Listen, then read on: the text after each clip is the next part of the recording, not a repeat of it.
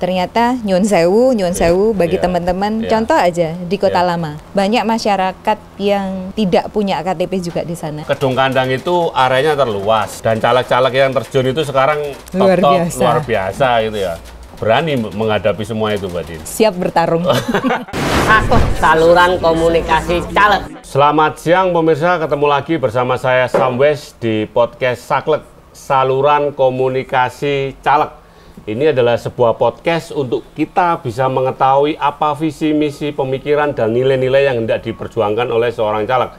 Kali ini kita kehadiran tamu yang super istimewa, Wonder Woman.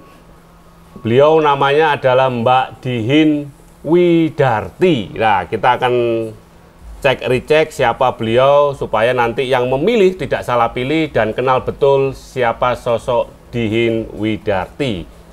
Kita sapa. Selamat siang Mbak Dihin. Selamat siang. Sehat selalu Mbak Dihin ya? Alhamdulillah sehat. Siap. Mbak Dihin bisa menceritakan siapa sih sosok Mbak Dihin ini kepada warga?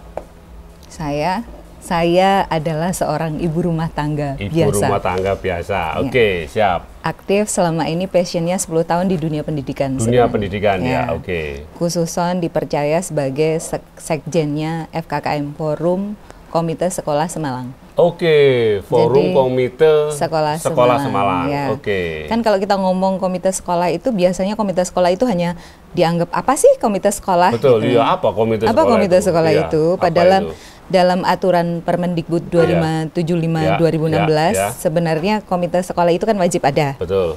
Ya. Khususan karena background saya dari Universitas Muhammadiyah Malang, pada saat bapak saya Pak Muhajir Effendi sebagai Menteri Pendidikan bahwa sekolah gratis, berarti kan peran serta masyarakat itu dibutuhkan untuk membackup kebutuhan sekolah yang tidak tercover oleh dana Bosnas maupun Bosda. Nah, orang tua pengen maju, jadi basuki mobil dong, gitu. Nah, ketika kita pengen anak kita maju, tapi sekolah gratis, kan nggak iso mas sekarang. Semua dihapuskan kayak ekskul dan sebagainya selama ini. Kalau orang tua tidak pingin untuk support kegiatan sekolah, dari mana duitnya? Ya kan? Hanya ekskul tertentu yang bisa didanai oleh dana Bosnas. Kalau kita pengen, misalnya anakku ngeband, kan nggak mungkin iso kan? Betul, kayak gitu loh. Pingin olimpiade, nggak ada lah di situ. Padahal sekolah bisa iso ngetop, iso jadi sekolah. Kalau dulu ngomongnya favorit, orang tua sekarang ngomongnya nggak ada sekolah favorit, tapi orang masih tetap melihat bahwa ada sekolah seperti itu. Nah sekarang harusnya orang tua dong supporting sekolah, jadi support system. Nah dibentuklah komite, komite support sekolah, partner sekolah. Siap. Mbak Dihin, tadi setelah forum komite sekolah ya. Nah, forum komite sekolah ini kan memang sekolah pendidikan itu apalagi sekarang kan APBD-nya 20% kalau nggak salah dari APBD ya. Kenapa kemudian dari dunia pendidikan ini memilih perjuangannya lewat jalur politik, Mbak Dihin? Jadi begini ya Mas, kalau kita pengen memperjuangkan itu segala sesuatunya kan otoda ya sekarang kalau ngomongannya. Kalau ngomong DPR sampai pusat-pusat keduren. Kita ngomong Malang saja. Malang aja, sak kota Malang. Jadi karena kita ada pendidikan itu sebagian didanai oleh dana dari pemerintah daerah. APBD. Jadi passionku di situ. Karena perjuangan mulai kita sekolah zonasi, sekolah semuanya, saya selalu ikut memperjuangkan itu. Penataan tentang zona, tentang pendidikan, afirmasi sekolah negeri atau swasta, itu kan kayaknya belum pas gitu loh Mas. Iya kan? Kita pengen ngomong sama Komisi D. Iya, betul. Ya begitu-begitu saja. Komisi D, Komisi Pendidikan ya. Kesra dan pendidikan ada di situ. Makanya kan setiap PPDB biasanya saya muncul. Muncul hanya sebagai curhatan orang tua. Nah, karena selama ini saya tidak bisa bergaining lebih, kenapa saya nggak terjun langsung saja? Tapi memang komposisinya sekarang dari 45 anggota Dewan, siapa yang ahli pendidikan juga ya? Nggak ada ya? Nah, kalau saya nggak salah loh, bisa disebutkan siapa? Kan nggak ada ya?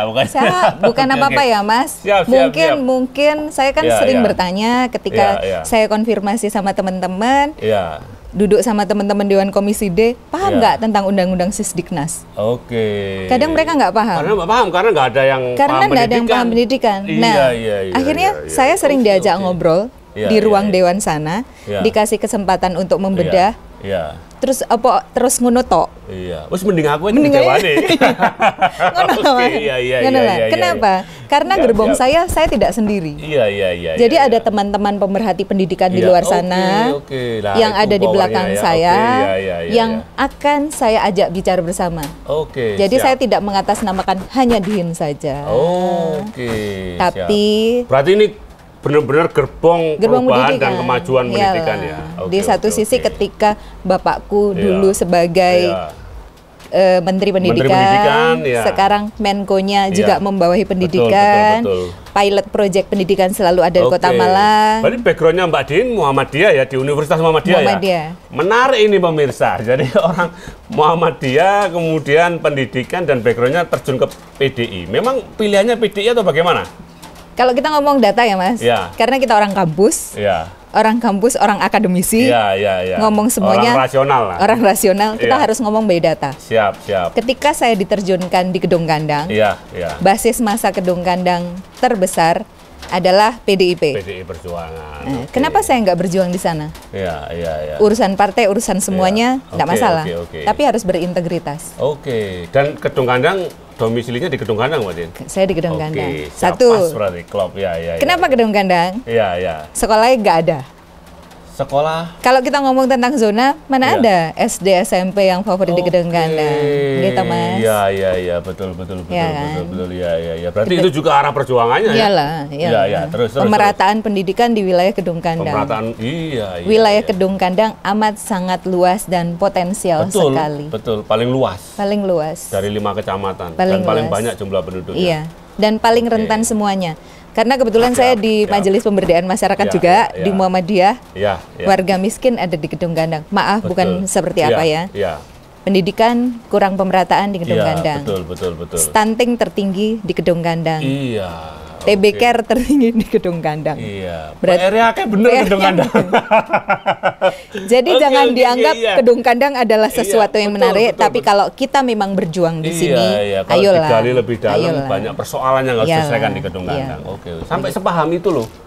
Mbak Diin itu sampai sepaham itu loh. Jadi layer demi layer, lapisan demi lapisan, apa yang kemudian harus diselesaikan di Kedung Gandang itu tahu betul gitu loh. Jadi wajar lah kalau jadi anggota dewan gitu nanti ya. Tak doakan Mbak Diin. Amin, bismillah. Siap. Mbak, tadi menarik sekali. Terus kemudian apa yang sudah dilakukan Mbak Diin di Kedung Gandang selama masa kampanye ini, Mbak? Tentu kalau kita ngomong politik itu kan endingnya adalah kalau sebagai KPU penyelenggara kan suaranya yang paling banyak mana kan gitu. Iya, kalau sempat banyak teman bertanya, timmu mana? Kamu sudah ngapain? Betul. Kamu sudah jalan di mana saja? Ya, siap. Kamu punya basis-basis kantong-kantong massa di mana saja? Betul. Kantong suara di mana? Karena background saya bukan orang politik. Iya. Jadi saya jalan sakarbu dewe. Oke. Pertama kali saya jalan, kebetulan saya ketemu orang-orang baik. Siap. Karena kebetulan saya juga di Majelis Pemberdayaan Masyarakat. Siap. Jadi saya ngiras-ngirus, karena wilayah pilot project untuk pemberdayaan masyarakat juga di wilayah Kedung Gandang. Siap. Dan saya di divisi masyarakat rentan. Pas banget. Ketika saya turun di masyarakat, saya menemukan banyak masalah. Ternyata nyuwun sewu bagi teman-teman. Contoh aja di Kota Lama. Ya kan? Itu terbesar. Ketika saya minta data, kenapa Bu kalau mau data baik-baik ngambil Kota Lama? Kota Lama itu terlalu besar, bisa jadi satu kelurahan sendiri. Betul. Tapi semua permasalahan di Kedung Gandang ada di situ. Siap. Orang tidak bisa membaca. Iya. Masih ada. Siap. Jadi kalau di Kota Lama, saya kasih tahu sama teman-teman yang lainnya. Nggak apa-apa, monggo. Nggak apa-apa, memang kita mengungkapkan ini untuk perbaikan kok. Untuk perbaikan. Jadi siapapun nanti yang jadi, ayo kita bantu. Betul. Khususan di situ banyak masyarakat yang tidak punya KTP juga di sana. Jadi PKH tidak bisa tersampaikan. Tidak tersalurkan karena dia tidak punya background. Saya orang Malang gitu. Karena dari dahulu kala seperti itu. Nah, harapannya semua nanti yang anggota legislatif. Betul. Ayo membangun Kota Malang. Ayo membangun Kota Malang. Semuanya. Ya, semuanya. Tidak hanya di Kadung-Kadang. Siap. Kadung-Kadang itu hanya kendaraan kita untuk menuju di Dewan. Ya. Tapi kalau kita sudah ngomong kita lepaskan Kadung-Kadang, tapi kita tata komposisinya secara adil dan merata untuk semua Kota Malang. Oke, luar biasa sekali. Cita-citanya luar biasa sekali, pemirsa. Jadi Mbak Diin, Kadung-Kadang itu areanya terluas, jumlah penduduknya paling banyak, ya kan? Dan caleg-caleg yang terjun itu sekarang luar biasa gitu ya. Berani menghadapi semua itu, Mbak Diin. Siap bertarung. Oh iya. Jargonnya cuma perempuan tapi siap bertarung. Luar biasa. Itu saja. Iya. Memang caleg-caleg terbaik saat ini ya, banyak yang bilang bahwa dapil nerakanya memang Kadung-Kadang. Nggak masalah, Mas.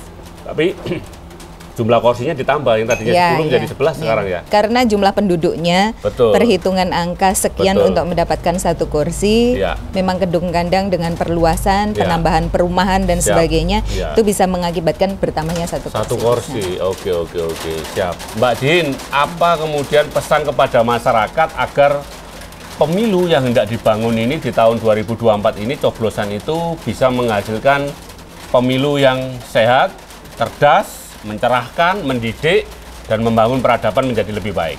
Oke. Disampaikan kepada masyarakat pemilih terutama. Terima kasih, khususan Gen Z ya. Sekarang setelah 5 tahun, banyak adik-adik muda yang mempunyai hak pilih atau hak suara, pergunakan dengan sebaik-baiknya. Jangan sampai salah pilih. Kalau kita semuanya ngomong generasi tua yang banyak, enggak. Generasi contohnya anak saya yang kecil, dia baru pertama kali memilih, dia tidak tahu pendidikan politik, maka belajarlah. Karena politik harus digunakan. Jangan sampai golput, pilih calon legislatif yang benar-benar sesuai hati nurani, hilangkan money politik, itu yang pertama kali. Manfaatkan suara kalian, suara Anda untuk menjadikan pesta demokrasi ini pesta demokrasi yang sebaik-baiknya, yang berintegritas, yang bisa mewujudkan perwakilan anggota dewan yang benar-benar dan mampu berbuat secara baik untuk Kota Malang. Gak usah Keduren, Kota Malang dulu. Kota Malang dulu. Jadi kayak misalnya Kadung-Kadang ini nggak punya SMA, Thomas, nggak punya SMP banyak toh. Semua terpusat misalnya di Klojen. Ya kan, SMP 1, SMP 3, SMP 5. Mana ada di wilayah Kadung-Kadang. Atau justru bangun perguruan tinggi di sana masih ada kan Poltekom satu aja, tapi dalam kondisi yang kayak gitu. Diurusi ya? Iya, lah ini menarik nih Mbak. Poltekom gimana ini solusinya? Ada dulu Poltekom nggak kira-kira? Boleh nggak diakuisisi sama UMM? Gitu. Iya kan? Iya, barangkali ini jadi solusi. Karena di podcast kita juga selain kita tell the fact, mengatakan sejujurnya, benar-benar nggak ada opini, barangkali juga jadi satu solusi di take over sama UMM gitu ya. Bisa jadi. Karena untuk membuat suatu universitas atau perguruan tinggi atau akademisi itu tidak sesederhana yang dibayangkan orang-orang. Oke, siap. Ada usulan juga dari teman-teman itu, dari Mas Jupe Jawa 1, bagaimana kalau kemudian Poltekom itu dijadikan balai latihan kerja di sana? Kalau menurut Mbak Diin gimana? Boleh ya. Tapi saya dari Muhammadiyah juga punya balai latihan kerja di Kadung-Kadang di Sawah Jajar. Sebenarnya itu bisa naik ya. Nanti harusnya konsen ke sana. Karena itu sifatnya perguruan tinggi, tidak di bawah dinas pendidikan yang biasanya saya kolaborasi, tapi di kementerian langsung Dirjen Diktiri, bisa dong kita sondingkan. Bisa itu ya, bisa Pak, dong. Kan kita punya orang-orang hebat di atas sana. Siap, berarti bisa Pak Jupe usulnya untuk balai latihan kerja nanti di Poltekom. Di sana juga banyak aset Pemkot yang belum termanfaatkan, kayak bumi perkemahan Hamid Rusdi. Dan di sana Kadung-Kadang rencananya mau dibangun alun-alun begitu ya. Ada yang rencananya mau dibangun sirkuit, ada yang mau dibangun lapangan sepak bola internasional dan sebagainya. Memang tantangannya di Kadung-Kadang luar biasa, Mbak Diin. Dan benar kalau pendekatannya adalah yang pertama SDM ya, melalui pendidikan, Mbak Diin ya. Balik lagi ke sana ya. Jadi memaksimalkan orang-orang hebat untuk terjun ke Kadung-Kadang. Ketika pembenahan semuanya yang kurang di Kadung-Kadang. Dari sisi kesehatan, pendidikan, semuanya, ayo kita kerjasama. Karena kebetulan saya juga dari UMM, saya punya gerbong yang besar, punya 10 fakultas. Kita jangan ngomong, kalau ngomong UMM saja, kita masih punya UB, UM, UIN, dan semuanya. Kenapa kita orang-orang yang punya visi misi yang luar biasa di dunia pendidikan nggak bekerja bersama-sama bangun Malang? Jadi satu. Mbak, kalau misalkan seandainya dari podcast ini ada yang lihat dan pingin kerjasama atau membantu Mbak Diin, boleh nggak? Boleh. Hubungi nomor berapa, Mbak? 081 2959 15430 Bolo Dewi di Widarti. Ya, nanti 8 Infinity nomor 8. Caleg Kedung Kandang PDI nomor 8. Tadi nomor WA-nya sudah dikontak, dan memang kerja-kerja kan meskipun tidak hanya pilek ya Mbak Diin ya, tidak hanya pilek legislatif ya, artinya boleh dong mendorong pendidikan nanti. Iya. Tidak berhenti sampai di sini. Oke. Dan ini memang sengaja saya tanya seperti ini supaya nanti kalau Mbak Diin jadi anggota dewan, semoga nomor WA-nya nggak ganti. Oh, enggak. Enggak ya Pak ya? Saya lupaan nomornya, satu aja cukup. Oke, satu aja. Oke, siap Mbak Diin. Mbak Diin, tadi kan pesan untuk kepada masyarakat ya, terus sekarang pesan kepada guru-guru, karena pendidikan. Ya.